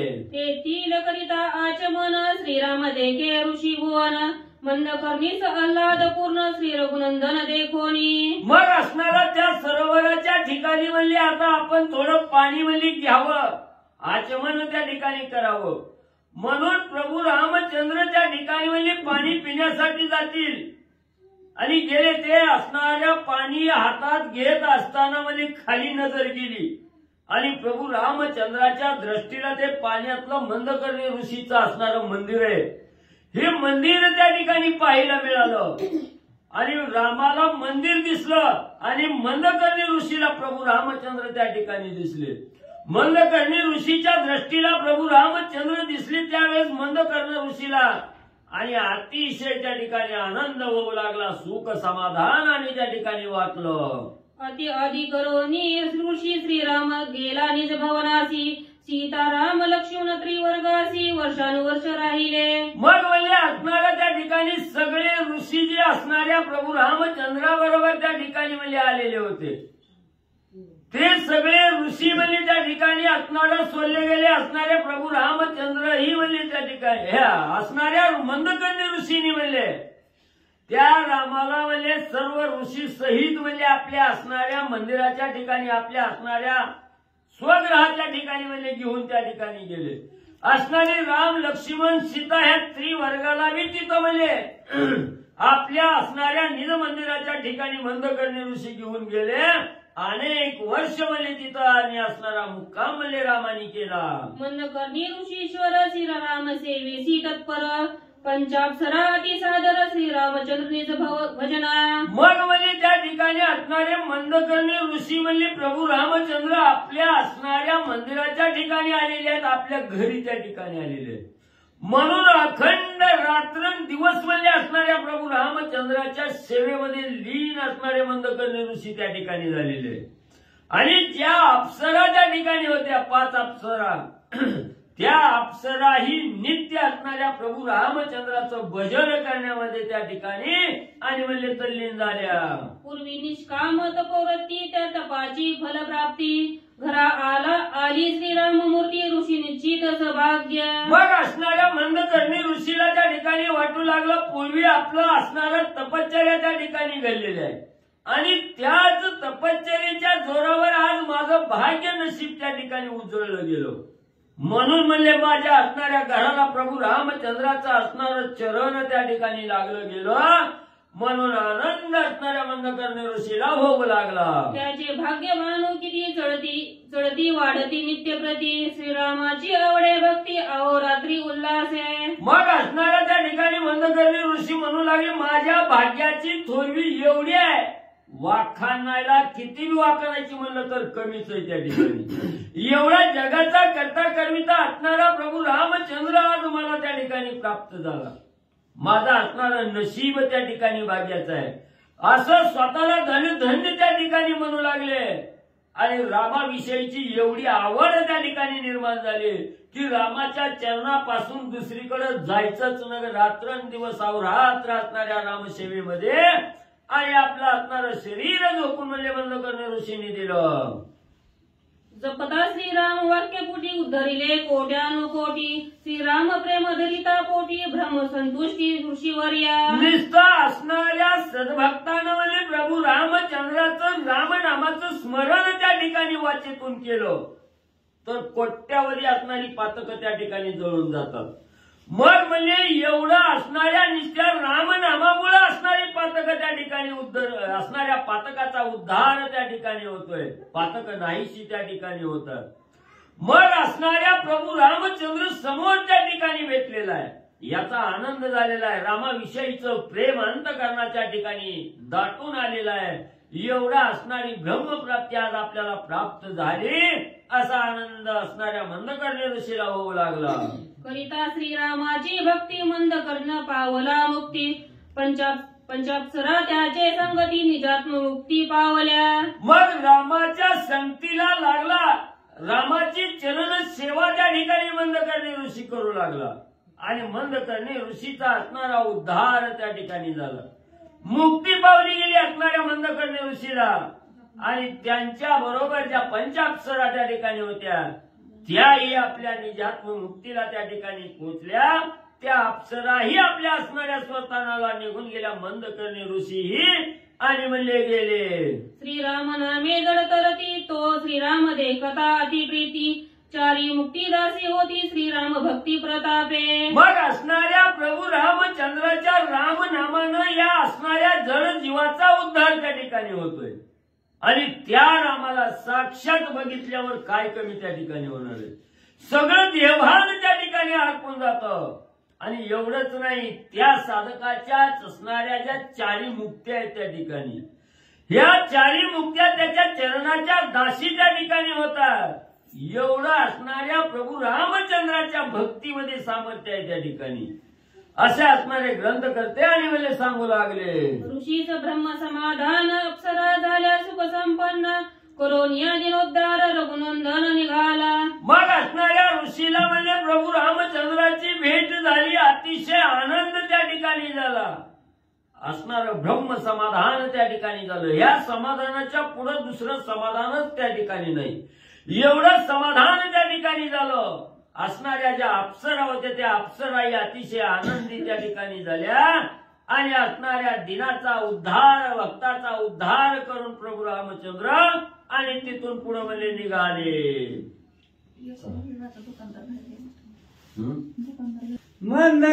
मंदकिणीचे ते कोणी प्रेम ते आश्रमी सुखी झाला श्रीराम ऋषी सुखी झाला परम सुख संभ्रम अप्सरा. असो पांडुरंगा करू प्रथम नमन दुसऱ्या चरण संतांच्या त्यांच्या कृपाशीर्वाद आणि कथेचा विस्तार बाबाजी सद्गुरुदास तुका बसलेले सर्व श्रोते मंडळी साधू संत यांना साष्टांगपणी पात्र करून कथेला सुरुवात, कथेचा अनुसंधान. की प्रभू रामचंद्र मंदकर्णी ऋषीच्या आश्रमाच्या ठिकाणी गेलेले आणि मंदकर्णी ऋषीची भेट झाल्यानंतर तिथं जी काय त्या अप्सरा होत्या त्या अप्सरांचा उद्धार प्रभू रामचंद्रांनी केला. मंदकर्णी नावच्या ऋषीचाही अप्सरा असणारा त्याचाही उद्धार प्रभू रामचंद्रांनी केला. उद्धार म्हणजे सुखी केलं. स्वतः प्रभू रामचंद्र ही सुखी झाले. सर्वांना आनंद झाला आणि आनंदाच्या भरात ते मंदकर्णी ऋषी त्या मंदाकिनीचाही उद्धार करून प्रभू रामचंद्र त्या मंदकर्णी ऋषीला काय म्हणू लागले ऐका. सुखी झाली लक्ष्मण सीता मग ऋषी पुसुनी तत्वता पावयाश्रम समता होय निगता श्रीराम. मग प्रभू रामचंद्र आनंदित झालेले आहेत. सीता मावल्या सुखी झालेले आहेत. लक्ष्मणजीही सुखी आनंदित झालेले आहेत. ऋषी मंडळीलाही आनंद झाला आणि आनंदाच्या भरात प्रभू रामचंद्र त्या मंदकर्णी ऋषीला पुढचा मार्ग आता आम्ही कुठं जाऊ कुठे गेला का लगेच सुरेखशीच्या मागे गेला का बघा थांबा जरा. ऋषी आश्रम सावकाश कोटे मास कोटे 2 मास कोटे नेवस पंचमास कोटे पन्मास श्रीराम राहे. कुठं प्रभू रामचंद्र असणारा एका ऋषीवर्याच्या असणाऱ्या आश्रमामध्ये कुठे 1 महिना राहू लागले, कुठं 2 महिने राहू लागले, कुठं नियमाने 3 महिने राहू लागले, कुठं 5 महिने, कुठं 6 महिने राहू लागले. कोटे वर्षे 1.5 वर्ष कोटे राहे चतुर्मासी आईचा विचारता वनवासी सुतीक्षणापाशी राम आला. हा सो कुठं 1 वर्ष राहायचं, कुठं असणार 6 महिने राहायचं, कुठं 2 वर्ष राहायचं आणि कुठं चातुर्मास घालवायचा. असं करता करता प्रभू रामचंद्र सुतीक्ष्ण ऋषीच्या आश्रमाच्या ठिकाणी आलेले आहेत. श्रीरामाचे पुनरागमन ते हरिकला सुतीक्ष्ण आलिंगले श्रीराम लक्ष्मण आल्हाद पूर्ण ऋषीवर्या. प्रभू रामचंद्र आपल्या आश्रमाच्या ठिकाणी आलेल्या सुतीक्ष्ण ऋषीनं पाहिलं गेला. आनंद झाला आणि आनंदाच्या भरामध्ये प्रभू रामचंद्राला आलिंगन दिलं. प्रभू रामचंद्राने ऋषीला आलिंगन दिलं आणि प्रभू रामचंद्राला आनंद झाला. सुतीक्ष्ण ऋषीला आनंद झाला. लक्ष्मणजीला आनंद झाला. नित्य श्रीराम पूजन देव निवन फळे भोजन राहीवाला श्री रघुनंदन किंचुन्यन अर्धाद. असो आनंदाच्या भरात त्या सुतीक्ष्ण ऋषीच्या ठिकाणी प्रभू रामचंद्र राहिलेले आहेत. नित्य प्रभू रामचंद्राचं भजन आहे, पूजन आहे आणि प्रभू रामचंद्राला जे भोजन असतं ती वनफळं लागतात. ती वनफळं नित्य नियमाने असणारे सुतीक्ष्ण ऋषी असणारे पुरवू लागलेले आहेत. असं कित्येक दिवस प्रभू रामचंद्राला आपल्या आश्रमात राहून ठेवलं. श्रीराम बैसोनी सावकाशी आज सादरे पूजे सुतीक्षणाशी अगस्त्याश्रम जय प्रदेशी तेथे आमासी धाडावे. असं असणार बसलेले बसता बसता प्रभू रामचंद्र म्हणला तू बस तुमचे किती दिवस राहायचं म्हणजे असणार. पाहुणा किती दिवसात असते, लय दिवस पाहुणा राहायचं काम किंमत कमी होती पाहुण्याची. मग म्हणजे प्रभू रामचंद्र म्हणजे पाहून 4 बाद झाला सुतीक्ष्णशी. आम्ही ऐकलं म्हणजे तिथून पुढे कुठं तरी आत्री वेगळं, अगस्ती वेगळं आणि आस्तिक वेगळं. मग त्याच्यात आत्री ऋषीचं आपण खतरनाक ऐकलेलं आहे. आता असणार ऐकायचं ते अगस्ती मुनीचं. ते आस्तिक वेगळं, ती नवनाथ मधलं नागनाथ महाराजाचं ते असणार आहे. तुला आस्तिक मुनीची शपथ, त्या आस्तिक मुनी ती वेगळी आस्तिक मुनी. हे आता अगस्त्य, त्याच्यात लवकर फरकच कळत नाही. मग हे अगस्त्य आहे आणि ह्या अगस्ती ऋषीचा आश्रम कुठं आहे प्रभू रामचंद्राने विचारलं. ऐकोनी श्रीरामाचे वचन सुतीक्ष्ण म्हणे धन्य धन्य अगस्त्याश्रम परम पावन अवश्य गमन तेथे कीजे. अगस्त्याला सुतीक्ष्ण ऋषी म्हणू लागले प्रभू रामचंद्र तुम्हाला असणारा त्या अगस्ती मुनीच्या आश्रमामध्ये जायचं का? हो हो हो हो.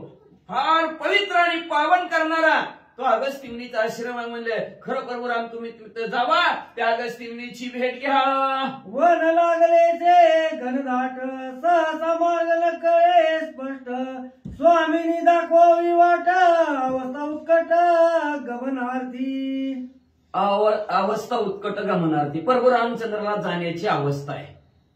पण लक्षात ठेवा अखिल कोटी ब्रह्मांडाचा नायक आहे पण सोंग घेत नाही.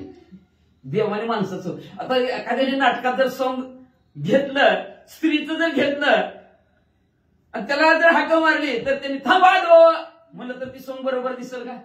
बरोबर दिसेल का? अहो आले असंच म्हणावं लागणार आहे का नाही? नाहीतर ती सोंग पटलं जाईल नाटकात. तसं प्रभू रामचंद्राचं ही सोंग आहे. ते प्रभू रामचंद्र बघा कसं विचारतात. त्या ऋषीला काय म्हणतात? सुतीक्ष्ण ऋषीला म्हणतात, ऋषीवर या मला त्या अगस्त्य ऋषीच्या आश्रमाच्या ठिकाणी जायचे फार आतुरता लागलेले, उत्कंठ लागलेले. मग त्या सुतीक्ष्ण ऋषीने सांगितलं फार अवघड, महाभयानक, कर्कश असं अरण्य लागणार आहे प्रभू रामचंद्र. पण मला जायचंय म्हणले प्रभू रामचंद्र. कसलं का असं फक्त वाट दाखवा, लांबून दाखवा. तुम्हाला आम्हाला नका सोडवा यायचं असलं तर नका सोडवा येऊ, लांबून दाखवा फक्त. असं इकडं उजवीकडे वळा, डावीकडे वळा, तिकडे वळा, इकडे वळा, तसं फक्त सांगा. श्रीराम मी सांगू किती तू आमच्या गतीची गती, मार्ग पुसताम प्रती आश्चर्य किती सांगावे. किती आश्चर्य सांगू प्रभू रामचंद्र. मी बोलविल्या वेद बोले, मी चालविल्या सूर्य चाले. चाले हे शरीर कोणाची असत्य, देखवी ऐकवी एक नारायण, तयाचे भजन चुकवू नका. चुकवायचं नाही बरं का प्रभू रामचंद्राचं भजन. ते असणारे सुतीक्ष्ण ऋषी म्हणाले प्रभू रामचंद्र तुमच्यामुळे आम्ही चालतो. आत्मारूपी राम गेल्यावर चल म्हणलं त्याला किती बी चालणार आहे वय. स्ट्रेचरवर ढकलू नका, तुम्हाला ताप होतोय. माझ्या मी जातो पलीकडून मारून डायरेक्ट उडी म्हणून माझ्या गावाकडे जातो. जातोय जाऊ शकत नाही का? रामने पण गेला. म्हणून असणाऱ्या सुतीक्ष्ण ऋषी म्हणतात प्रभू रामचंद्र तुमच्यामुळे आम्हाला गती, तुमच्यामुळे आमचं चालणं बोलणं उठणं बसणं आहे. आम्हाला मार्ग विचारतो, आम्हाला तुम्ही वाट विचारता म्हणलं प्रभू रामचंद्र. याचं मला आश्चर्य वाटतं. बघा किती नाटक व्यवस्थित रंगवलं जिथं तिथं प्रभू रामचंद्राने. जसं मनुष्य रूपात आल्यानंतर जे करायचंय ते व्यवस्थितपणे करतात. म्हणजे वाचा येतो असे अर्थ योजना अगस्तीचे आश्रमस्थान, येणे मागे करावे गमन ऐसे सुतीक्ष्ण बोलिला. सुतीक्ष्ण ऋषीनं सांगितलं हितून असणार अर्ध योजनांतर, एक योजना म्हणजे 1.6 किलोमीटर. त्या अंतरावर म्हणजे असणारं अर्धापासून म्हणजे अर्धा किलोमीटर अंतरावर असणार सुतीक्ष्ण ऋषी सांगू लागलेले आहेत. अगस्त्य ऋषीचा आश्रम आहे. मग आता ह्याच मार्गे म्हणा, आता ह्याच मार्गे म्हणजे असं आपण बी करा असेल बट ह्याच मार्गे जावा, असं असं असं वळा आणि असं असं वळून म्हणले तुम्ही त्या अगस्त्य मुनीच्या आश्रमात पोहोचणार. असं असणार सुतीक्ष्ण ऋषीनं सांगितलं. सीताराम लक्ष्मण ऋषीच करुणिया नमन, तिघी जणी केले गमन अगस्ती स्थान लक्ष्मी. लगेच प्रभू रामचंद्र उठले, अगस्त्य ऋषीच्या पाया पडले. सीतामाली उठले, अगस्त्य मुनीच्या पाया पडले. लक्ष्मणजी उठले, अगस्त्य मुनीचे असणारे पाया पडले.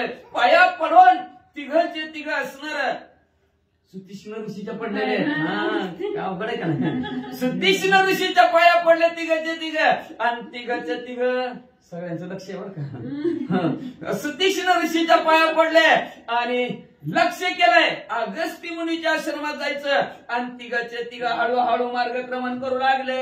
अगस्तीचे निज महिमान ऐके श्रीराम सावधान, वातापील वप ब्राह्मण त्याचे निदान त्यांनी केले. चाललेले आहेत. जाता जाता प्रभू रामचंद्र ऐका सुतीक्ष्ण ऋषी सांगू लागले. त्या अगस्त्य ऋषीची थोरवी ऐका, प्रताप ऐका. 3 असणारे राक्षस आहेत. वाताप्याय, इताप्याय आणि इलवल. 3 जण हे 3 जण भाऊ आहेत. ती म्हणले 3 राक्षस आहेत ती. आणि कुणाचा घात करते ती? ब्राह्मणाचा घात करते ती. अशी ही 3 राक्षस असणारी आहेत ती. आणि त्या 3 राक्षसात अगस्त्य मुनीनं काय केलं सांगतो प्रभू रामचंद्र ऐका. वातापी ब्राह्मण होय आपण, इलवल कपटे होय अन्न, ब्राह्मण निमंत्रोनी जाण श्राद्ध भोजन संतृप्त देती. त्याच्यातला म्हणजे वातापी राक्षसाने ब्राह्मणाचा विष धरायचा, म्हणजे ब्राह्मणात मिसळायचा त्यांनी. आणि इतापानी काय करायचं अन्न व्हायचं. भात पीठ काय बी अन्न आपलं जी काय भाकरी चपाती काय असेल ती भाजी व्हायचं त्याने अन्न व्हायचं. आणि त्या असणाऱ्या वातापी इतापी इलवलाने काय करायचं हाक मारायची. ये रे वातापी म्हणायचं. सगळ्याला म्हणायचं चला चला चला चला तिकडे जेवायला आहे, असं ते इथं असणारं सर्वांना जेवायला बोलवायचं. असं ब्राह्मण मंडळीला जेवून बोलवाय आणायची आणि काय करायची.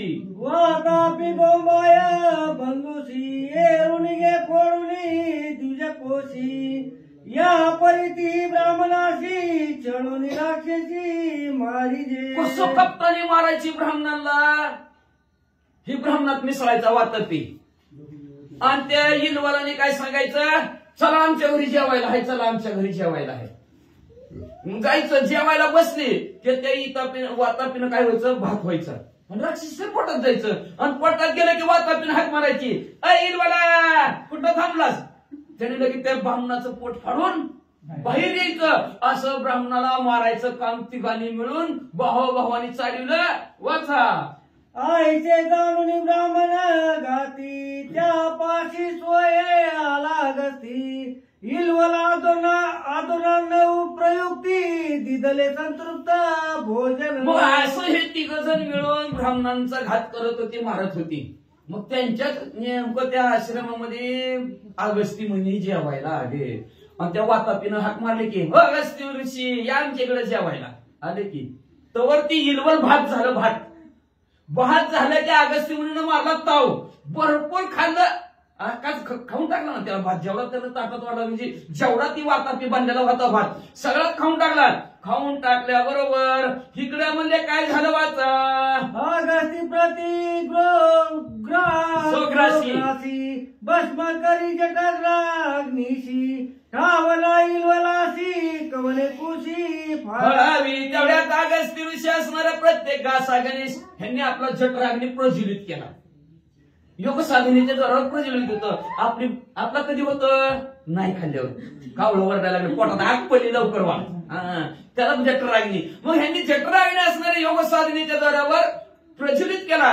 प्रत्येक घासा गणेश त्याला आतल्यातच संपवायला चालू केलं, जाळून टाकायला सुरुवात केली. मग त्या इलवाला कळानाच बाहेर कुठनं यावं, पोट कसं फाडावं कळाना गेलं. आतल्यातच गुलमरायला लागला.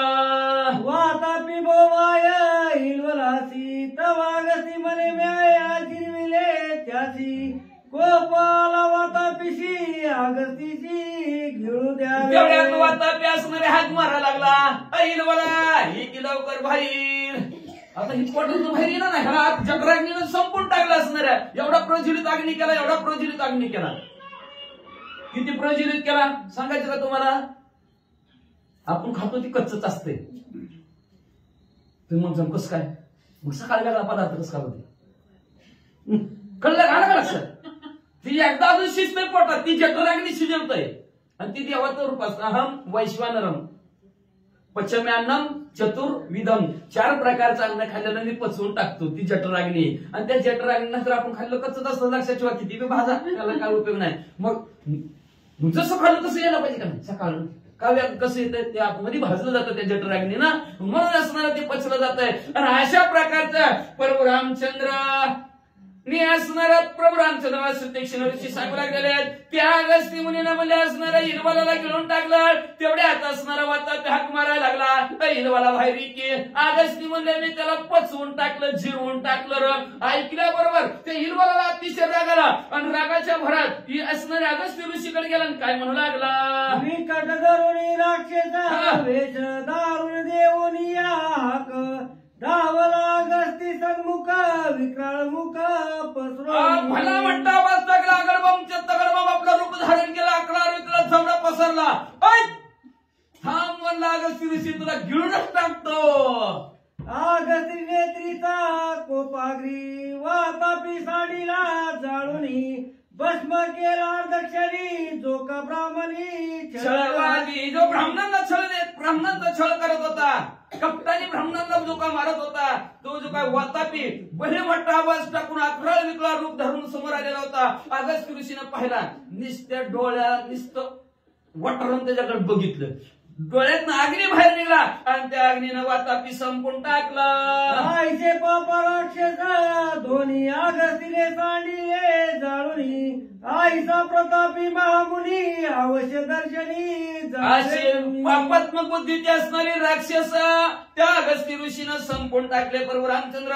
म्हणून असे असणारे शूरवीर पराक्रमी असतील किंवा म्हणजे प्रतापी असणारे महान मुनी असणारे अगस्त्य आहेत, तुम्ही त्यांच्या दर्शनाला जावा, त्यांचं दर्शन घ्या असं सुतीक्ष्ण ऋषी सांगू लागले. सोय सांगे सुतीक्ष्ण पुढे वनाती गण सहसान टाकी अगस्ती स्थान सांगेन कोणते ऐका. म्हणून पुन्हा सुतीक्ष्ण ऋषी सांगू लागलेले. सुतीक्ष्ण ऋषी प्रभू रामचंद्र अगस्त्य ऋषीच्या आश्रमाच्या ठिकाणी नक्की जावं बरं का, वलांडून पुढे जातात. मग असं ह्याच्यातनं पुन्हा बाहेर निघलेले असणारे वातापीला बाहेर सोडलं बरोबर आमच्या असणार अगस्त्य मुनीनं ती पुढे कथा आलेले असं म्हणले असणार. प्रभू रामचंद्राला सांगू लागलेले अजिबात वलांडून जाऊ नका, पावन पवित्र असणार आहे, तुम्हाला पुढची माहिती त्या अगस्त्य ऋषीकडून मिळेल म्हणले असणार आहे, म्हणून त्यांची नक्की भेट घ्या आणि मग म्हणले तुम्ही पुढे जावा. ज्येष्ठ बंधू नावे अगस्ती कनिष्ठ नाम महामती ते तुनी आदय जोनांती आश्रम स्थिती तयांची. अहो थोरले बंधू असणारे अगस्त्य ऋषी तिथूनच पुढे अर्ध योजन अंतरावर गेल्याबरोबर महामती नावचे त्यांचे भाऊ अगस्त्य ऋषीचे दुसरे मुनी आहेत म्हणजे असणारे. दोघांची भेट घ्या, दोघंही तुम्हाला चांगला मार्ग सांगतील. झाडू संतांचे मार्ग आर राणी भरले जग, आर राण्याने जग भरलेलं आहे आणि त्यांना सन्मार्गाला लावायचं काम कोण करत असेल तर साधू संत ऋषी मंडळी करतात. म्हणून प्रभू रामचंद्र रस्ता कुणाला विचारतात लागा, लक्षात ठेवा. आपण येड्या गाबाळ्याला रस्ता विचारतोय, ती येडं गाबाळ तिसराच रस्ता दाखवतोय.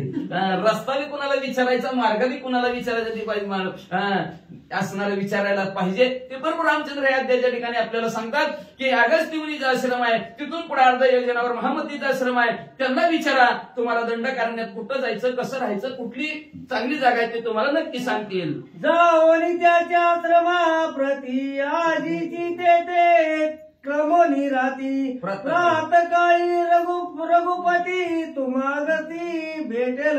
मग आता तुम्ही असणारा दिवस मावळपर्यंत चला, दिवस मावळा की तुम्हाला महामतीचा आश्रम येईल.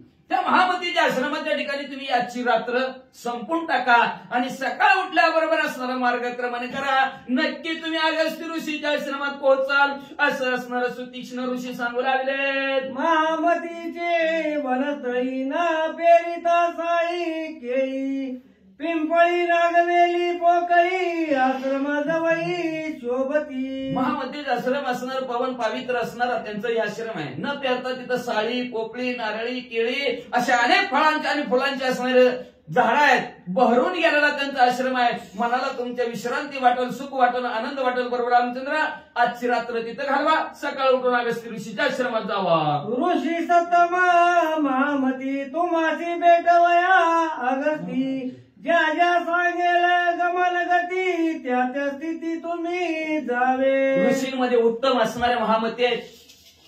महामती बघा लक्ष त्यांची नाव उभी कशी येते. महामती मती म्हणजे बुद्धी, ज्याची भली मती बुद्धी आहे. सुतीक्ष्ण ज्याच्या नजरेत तीक्ष्ण अतिशय काटोपरपणे चांगल्याला बघायचं वाईटाला सोडायचं अशी तीक्ष्ण बुद्धीचे आहेत. पुन्हा अगस्त्य ऋषी सांगितलं महामती तुम्हाला नक्की कुठल्या आता त्यांनी काय सांगितलं तुम्हाला फक्त सरळ जावा महामतीचा आश्रम भेटेल.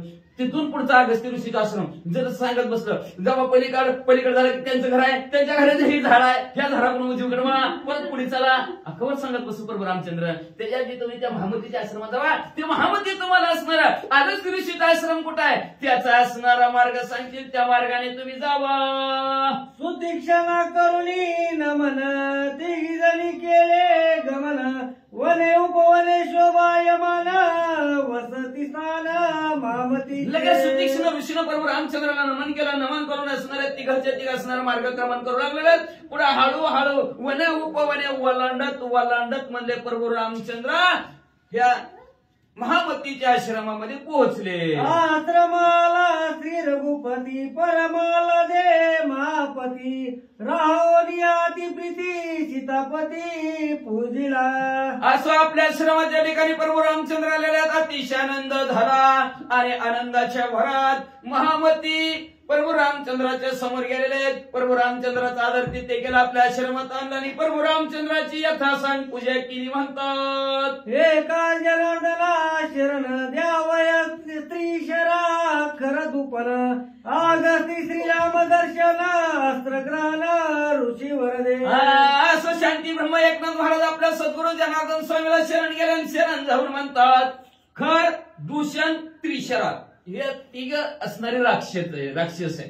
त्या राक्षसांचा अंत करण्यासाठी आणि अगस्ती मुनीला प्रभू रामचंद्र दर्शन देण्यासाठी आणि त्यांचे दर्शन झाल्यानंतर त्यांच्याकडून काही अस्त्र काही शस्त्रविद्या शिकून प्रभू रामचंद्र ह्या खरदूषण त्रिशराला कसं संपवणार आहे ते असणार आणि त्या अगस्ती ऋषीच्या असणाऱ्या आशीर्वादाने बरं का लक्ष सांगितलं वरदान आणि त्यांचे आशीर्वाद का तर महान ऋषीवर त्या साधू संतांचा आशीर्वाद असल्याशिवाय कुठलं कार्य होऊ शकत नाही आणि त्यांचा आशीर्वाद घेण्यासाठी प्रभू रामचंद्र आधी केले मग सांगितले आधी करतात मग जगाला सांगतात प्रभू रामचंद्र अशा प्रकारचं रामायण इतिहास बे नाटक बे मग असणार शांतीब्रह्म एकनाथ महाराज आपल्या सद्गुरू जनार्दन स्वामीला शरण जाऊन प्रभू रामचंद्र आता उद्याच्या आद्याच्या ठिकाणी अगस्ती ऋषीच्या आश्रमात जातील. अगस्ती ऋषीचा पराक्रम आणि अगस्ती ऋषी तिथून आता कुठला प्रभू रामचंद्राला मार्ग दाखवतील कुठं जावं म्हणतील का तर दंडकारण्य लय भलं मोठं आहे.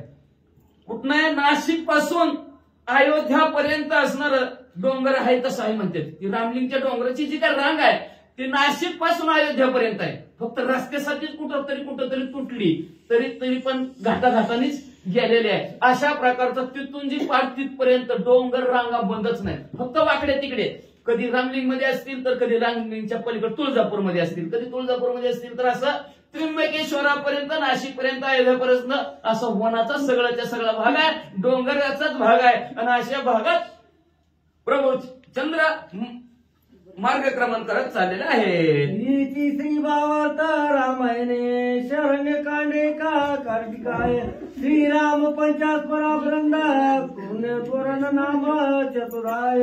अध्याय गोडा श्री कृष्णार्पण शिवं भवन्तु कुंडलिकाधारे विठ्ठल श्री ज्ञानदेव भक्त